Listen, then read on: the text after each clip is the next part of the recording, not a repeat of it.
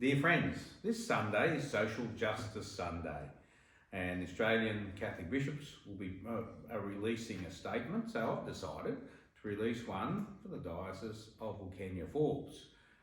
We're pretty low tech out here, so I'm going to read you that statement now, and the statement will be available in printed form in our parishes in the coming week. The COVID-19 pandemic is a threat in many ways, physically, financially and socially.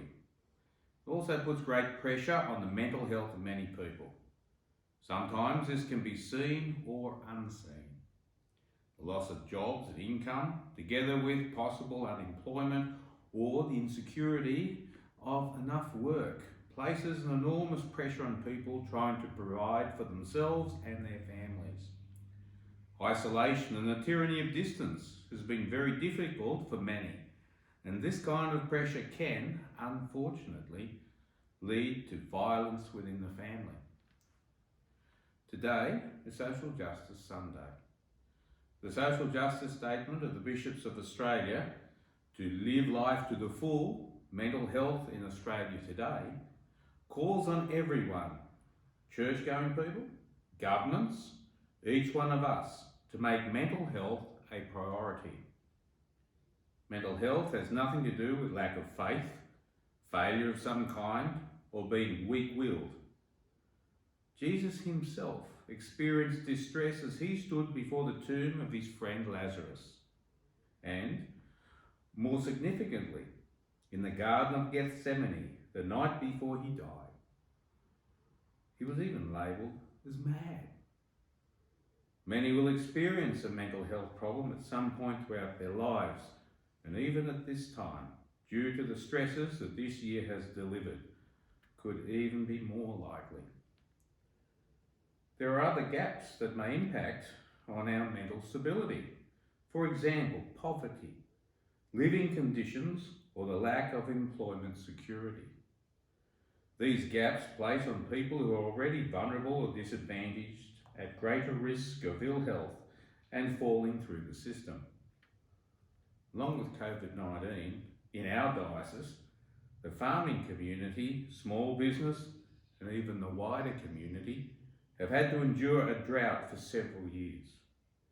Farmers have had no income from the farm, enduring failed crops, animals either dying or sold off due to lack of fodder, and small businesses having a significant downturn in income. The bills still had to be paid and meals put on the table. The stress that this drought placed on farmers, their wives, their children, has been enormous. Pope Francis says on social justice, when money instead of man is at the centre of the system, when money becomes an idol, men and women are reduced to simple instruments of a social and economic system. Jesus once said, I have come that you may have life and have it to the full. We are all made in the image and likeness of God, and we are equal in his sight. People living with mental health challenges are no less members of the body of Christ than anyone else. We need to reach out to him and seek his assistance during these threatening times, during the virus and times of drought, and seek his protection in times of stress.